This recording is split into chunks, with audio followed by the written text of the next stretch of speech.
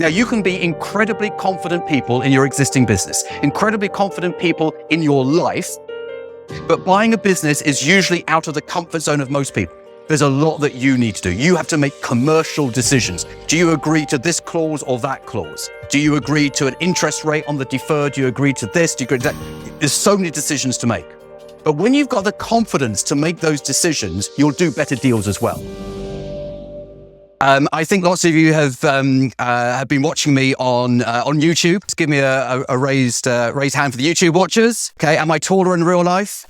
Yeah, just a bit, right? Podcast listeners, where are the podcast listeners? Fantastic book readers and just general lurkers. Okay, fantastic. So good to have you all here. And what we've built here at Dealmakers is an incredible community of people from not just in the UK, but from all over the world, from all different walks of life, all different backgrounds, all different businesses. So the common purpose is to grow their existing business by acquisition or to get out of the rat race in order to have an income that has more upside than a monthly paycheck. What I want you to have, possibly even by lunchtime today, is a plan for 2025 that involves acquisitions that will show you how to get from where you are today in January to the end of the year as faster than you ever thought possible by acquiring at least one more business. Now, when we talk about buying at least one more business, I always think that the goal for 2025 should be to buy a business that produces at least £250,000 of pre-tax profit. I think that should be a very, very good goal for everyone. If you watch my YouTube channel, you'll know that I've interviewed clients who have done 12 deals or 20 deals or 30 deals or 40 deals. But I want you to be very, very clear on one very important thing. You can change your life with one deal. It doesn't have to be multiple acquisitions. One acquisition can change your life. And a little later on, I'll tell you a story about how one acquisition changed my life 18 years ago, and how even today, 18 years later, that one deal that I did pays for all of my holidays, pays for my lifestyle, 18 years later. Now, in order for you to see what is possible, you've got to come to it with the right mindset. And if you speak to any of my mastermind clients, they will tell you that mindset is as important as anything else. And when you have the right mindset, you open your eyes to possibilities rather than folding your arms and saying, this wouldn't work for me, this isn't right for me, I don't see how I can make this work. You've got to be asking yourself the question all the time, how can I make this work? Why are you interested in buying a business? We've assumed that you are interested, but now it's why are you interested? Is it to grow your existing business? Is it because you're fed up with slow organic growth, one customer at a time, and you want to accelerate that growth? Is it you've worked in corporations for years, you've made other people wealthy, it's now your turn? Or maybe you've been watching the videos, listening to the podcasts, reading the books, doing all those things in the background. And I know some of you have, some of you for years, I know who you are. Some of you for years have been doing that, watching my webinars. And now is the point of crossing the line, going over into actually turning it into something actionable. You're watching this because you're interested in buying a business. So get my business buying toolkit free of charge. 17 downloads, videos, reports, and my books as well, completely free of charge. The link is right below. Yeah, because I tell you what most people do is they underestimate or they overestimate rather how long something takes. So they because they're used to the organic growth method. The organic growth method, which is you run some Facebook advertising, you hire some salespeople, someone says you need to go on TikTok, you do a bit of social media, you get a client, lose a client, gain a couple, have a good week, have a bad week, good month, bad month, good quarter, bad quarter. And at the end of the year, you tot it all up and you see where you are and maybe you're not ahead. See, the problem with entrepreneurially minded people is that we're too optimistic. We think that every year is going to be better than the current year. And because we're so optimistic, even if we have a bad year, we just put it down to, well, that was this and that was that next year will be better. I'm all for optimism. I'm a very optimistic person myself, but what I would prefer you to have is a growth strategy that does not rely upon how you feel that morning when you get out of bed. A growth strategy that says, okay, I'm going to go from 1 to 2 in the next 12 months, and this is how I'm going to do it, and I need 2 acquisitions to make that happen, and I'm going to start the plan today. If you start today, where will you be in February, March, April, May, June, July, all the way through the rest of the year? So you can start to make it clear in your head where you are today and where you need to be across the course of the next 12 months. So this is about turning the theory into practice. And there are several outcomes from the next 2 days. The first is to move from being a dabbler to being a professional. Now, let me explain what I mean by being a dabbler. There are people who only ever watch YouTube videos, listen to podcasts, read books, and they never do anything with it. And I have never, ever met anyone who has been successful at business acquisition and has told me that the secret to their success was they watched some videos on YouTube. All right. This is a legal and financial process. This is something where you need to know what you are doing. Worst case scenario, sign the wrong piece of paper, lose your house. Okay? Now, I do not think that anyone who's just watched some videos or listened to some podcasts will really know enough to ever do this professionally. Now, you're the people who have stepped beyond that and you're taking this seriously. And I only want to work with people who want to be professional deal makers, people who don't just make it up as they go along and think they can just figure it out and they cross their fingers and hope for the best. That isn't how it works. You need to be seriously knowledgeable, not just a little bit, if you think, by the way, that buying a business is a bit of asset finance, you pay 3 times EBITDA and you spread the payments over 3 years. That is like that is what you would believe if you only watch things on YouTube. I can tell you there are 1,000 things more than that. Being someone who just does surface level information will not work. It has never worked for anyone. It won't work for you. It won't work for anyone in the future. The second thing I want to do is move you from inertia to momentum. The dangerous side of watching too many videos is that you end up watching too many videos. You just watch them and you binge them. And I'm really appreciative of you guys who do that, but some people only do that. That's all they do, and they get stuck in inertia. And inertia is where you overanalyze, and as a result, you paralyze your movement. It's a little bit like standing at the top of a bungee jump, looking over the edge, and the longer you look, the harder it becomes. Where really you need to get up there and jump. As long as you've got some support and you've got some safety measures in place. Jumping and saying, look, okay, I love what you're saying, Jonathan. Right, I'm going to take action. I'm going to move from inertia. I'm going to get into momentum, and I'm going to go and buy a business, and I'm going to do it as quickly as possible. Brilliant. I love that. But you need to have the safety harness.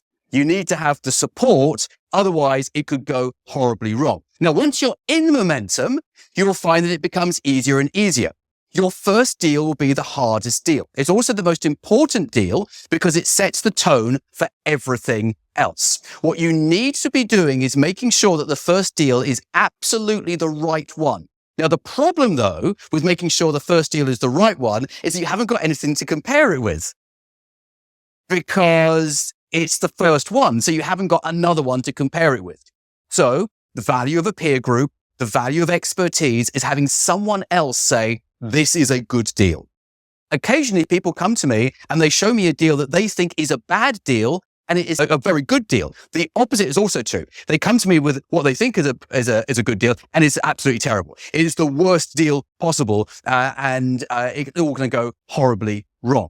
But this is why you need to get the first one right. You get the first one right, the second one becomes easier. And then you become addicted to the adrenaline and the fun of doing this. Because if you've been sitting behind a desk running a business for years, possibly decades, you will wonder why you ever did that. You will wonder why you didn't do this 10, 15, 20 years ago. So we need to get you into that momentum stage as quickly as possible. I'm also, over the next 2 days, going to show you the effects of having a business buying system. Now, a system is very important, and a business buying system means that you don't rely upon guesswork and I'll just cross my fingers and hope for the best, and I'm not quite sure what I'm doing. I'm not quite sure what the next thing to do is. So what we're going to be doing across the next 2 days is creating a very clear plan on what happens next. I looked at the delegate list and I can see that some of you have been around me for a while. You've been watching the videos, you've been listening to the podcast, reading the books, attending the webinars. Done lots of webinars since COVID in the last 5 years.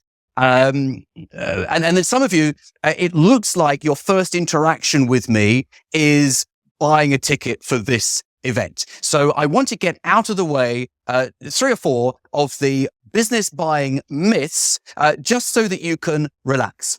The first is you need money to buy a business. You need capital to buy a business. Now, of course, you can write a check to buy a business. No one's going to stop you doing that. I think it's a very silly thing to do. I think you would have more money than sense if you did that. I think actually you're creating a bit of a future problem for yourself if you write a check to buy a business. But the good news is I don't care how much money you've got in your bank account right now. It makes no difference because I want it to stay there, because I want you to buy a business more creatively that doesn't involve you risking your own cash, risking the pension fund, risking the family house, risking the savings that you've built up over the years. So what I'm going to be showing you across the course of this event is how you can buy a business without putting your own money into the deal. I've got 2 amazing guests today in very, very different sectors who started off on Mastermind, and they are going to be sharing with you their business buying journey of how they bought very different businesses, but how they've gone, for example, in one case, from 0 to 10 million of revenue in a 5-year period. And the other person, how they've gone from 180,000 revenue to 2 million of revenue in a 2-year period. So this is a very, very fast growth strategy, but it doesn't require your own cash. Now, I always know when I say this, there is an element of cynicism of, well, that's almost too good to be true. But do you remember years ago, if you cast your mind back to the 2000s, you could get 100% mortgages. Do you remember those? Well, that's exactly what we're going to do with a business. And we're going to do it creatively. It's not just about asset finance. There's lots of different ways of doing it. And I'm going to start to give you a toolkit of things that you can use when buying a business. What I want you to have, in fact, if you're going to be a professional deal maker, that's what you need to have. You need to have that full toolkit of different ways to buy a business, because it's not just about doing it in one way. So sometimes people say, Jonathan, I've tried to buy some property and I couldn't because I didn't have a great credit score. And I couldn't get the loan, and I get that. Or the loan was very expensive. I get that. But when you're buying a business, it's completely different. We can actually buy a business without any third-party funding whatsoever. Interestingly, or maybe not interestingly, but the seller of the business does not care about your credit score. What they care about is, can you do the deal? Can you make the deal happen? And that's all part of being a professional, by the way. You've got to instill confidence in the seller of the business. And we'll talk later about building your personal credibility. You need industry knowledge. Now, it's helpful. It certainly is. But I'm going to give you some hacks, if you like, later, if you are buying a business in a sector that you have no previous experience in. Now, if you've got experience in a sector, that's an absolutely massive advantage, and I would leverage that. But sometimes people say to me, I want to do something completely different. I want to do something I've never had any experience in. And again, if you watch my YouTube channel, great example was Dan, who bought he worked for DHL, the parcel delivery people, in an executive position, in a high position. And he left that to buy a business, looked at lots of different types of businesses, and he ended up with a vacuum excavation business. It's like big vacuum things that suck the dirt out of holes in the road. He paid in the region just north of £10 million for that business. And that was his first deal. With 20% profit margin? No, I think it's actually higher than 20%. Oh yeah, this business makes millions a year. Okay. But he paid £10 million. Now, the point here is that he worked for DHL. He didn't know anything about vacuum excavation. So I'm going to be showing you later how to deal with businesses where you have no previous experience. And sometimes people think that you have to have a business background. Now, what I do think that you have to have is a business head on your shoulders. You need to know the difference between profit and loss. Always a handy thing to know, right? So you can't be a completely naive person and think that you're going to be successful. You need to have a business head on your shoulders. The good news is there are lots of people out there who will help you with sector knowledge and business knowledge, especially if you're not running the business yourself. And I'd be saying if you don't have a business background, your secret to success is your management team. It's the people who are going to be running the business for you. Now, let's look at the size of the market. There are 5.51 million small businesses in the UK. That's a lot of businesses. Now, if it only takes one deal to change everything for you, to change your existing business, to change your life, to change your personal finances, what do you think the chances are of you finding one business out of over 5.5 million? Yeah, this is the audience participant. This is no longer YouTube. Okay. I can see you. So pretty good, right? Of course, pretty good. So the deal sourcing part of buying a business is probably the least of your concerns. Everyone worries about that at the start. They say, well, will I be able to find a business to buy? I don't know if I can find one. I don't think there's many businesses in my sector. I don't think I can find one. Yeah, everyone starts off like that, but they're out there. You've got to know how to approach them. You've got to know how to have the conversation. You've got to have the confidence and the self-belief to have that conversation. You've got to come across with credibility, and you've got to be someone that they want to sell to. That last point is very important. If they do not like you, they will not sell to you, regardless of the deal. They won't do it. They've got to like you in order. So being likable is actually a key skill of business buyers, being a likable personality. But there are going to be more businesses sold in 2025 than there have been for a long time. In the new tax year, the relief that the seller of the shares of a business receives on the consideration for the sale of that business is going to, the tax is going to go up from 10% to 14%. And then next April, is going to go up another 4% to 18%. So with the tax rate going up, what we have already seen happen, because when was the budget? Which was that October the 31st, was it? Yeah. Whenever the budget was, a couple of months ago. On that date, one of my inner circle group, and my inner circle group are people who've already bought businesses. They've been through Mastermind, they bought a business, and we have this group called Inner Circle. He said that afternoon he received 3 phone calls from people that he'd previously reached out to but hadn't responded. That afternoon. So there is an opportunity arising in 2025 where there is going to be a real rush to get deals done by the end of March, beginning of April.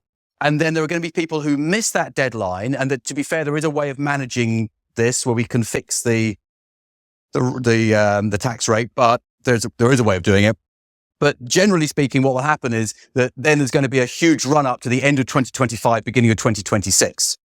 So you've got a lot of people in their late 50s, early 60s who know at some point that they are going to hang up their hat and they're not going to continue the business. The children don't want to take over the business. The family business thing is kind of no longer, it's almost a thing of the past now.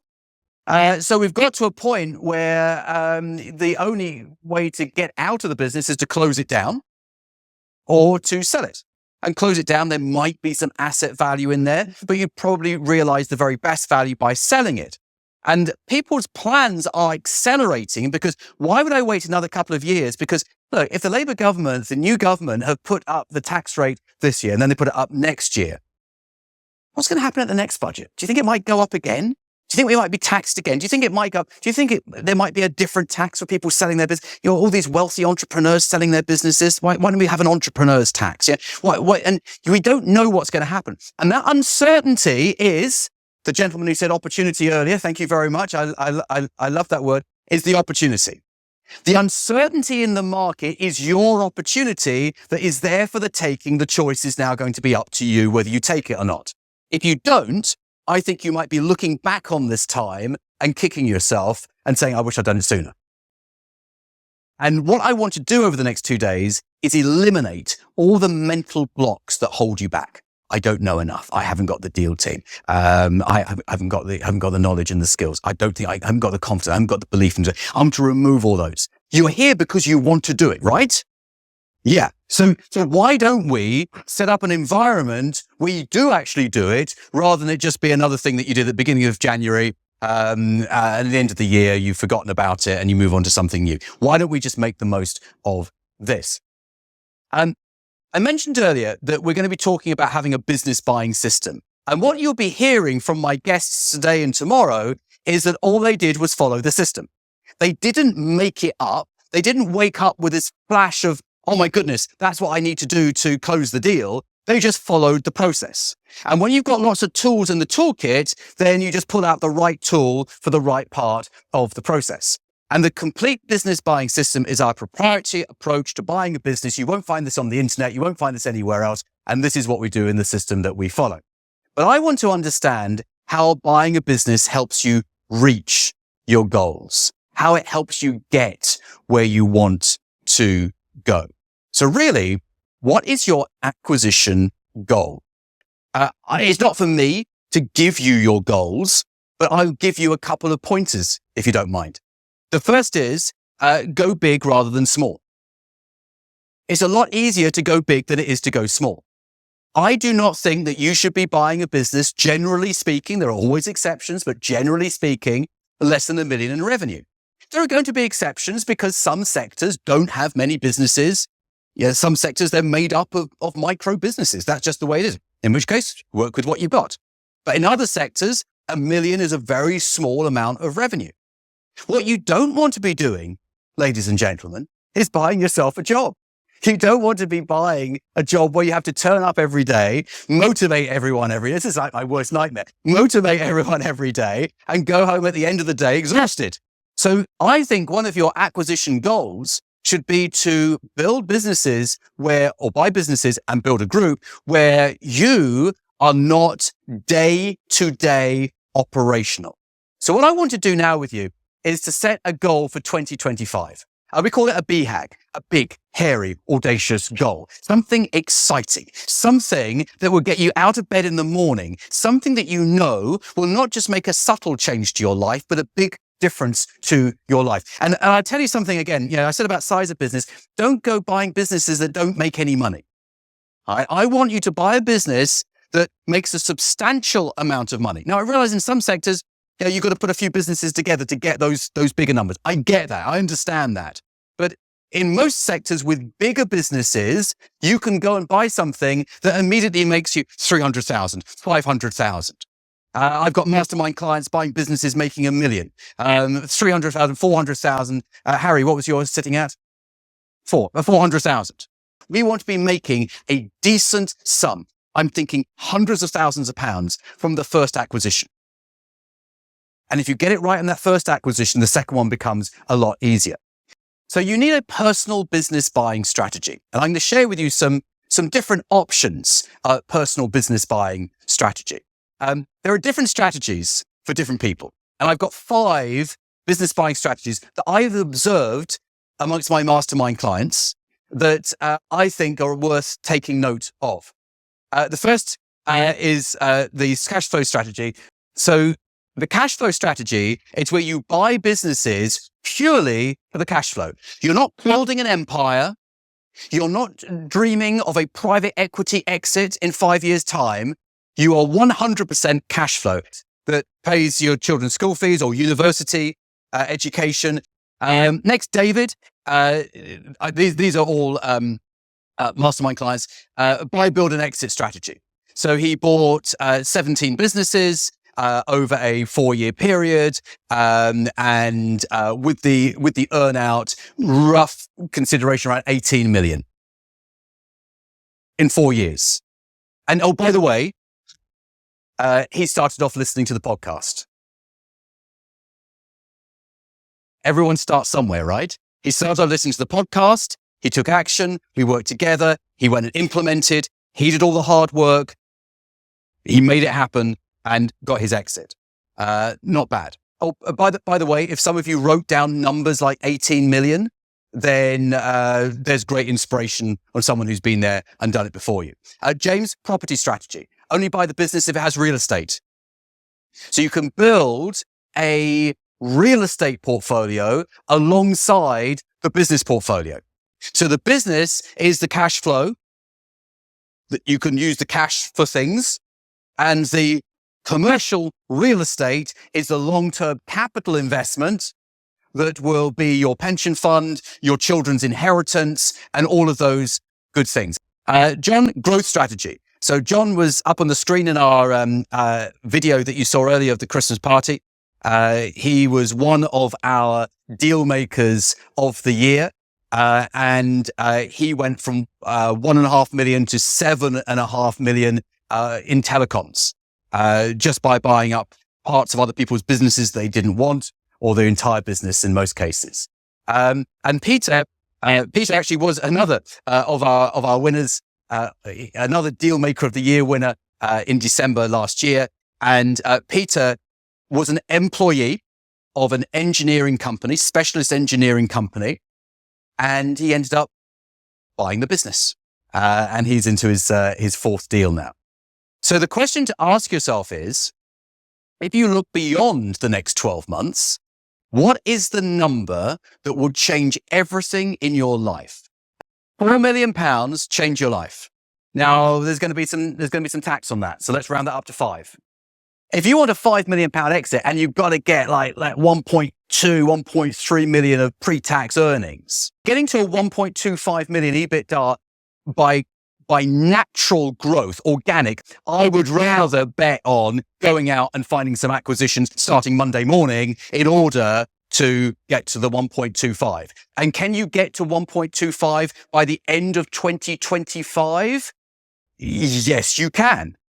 Now, if it's going to take you 20 deals to get there, no, you can't. But if it's going to take you 2 deals to get there, yes, you can. Now it's a case of implementation, having the knowledge, the self-belief. And I'm going to tell you right now, before we go to the coffee break, I'm going to tell you right now that knowledge is absolutely incredibly important. You need to know what you're doing. But the people who know the most get the best deals. No, the people in this room who know the most will be the people who get to the goal the fastest because they'll do the better deals. Okay? And then, very, very important, the second part of the equation is self-belief and confidence. Now, you can be incredibly confident people in your existing business, incredibly confident people in your life, but buying a business is usually out of the comfort zone of most people. There's a lot that you need to do. You have to make commercial decisions. Do you agree to this clause or that clause? Do you agree to an interest rate on the deferred? Do you agree to this? Do you agree to that? There's so many decisions to make. But when you've got the confidence to make those decisions, you'll do better deals as well.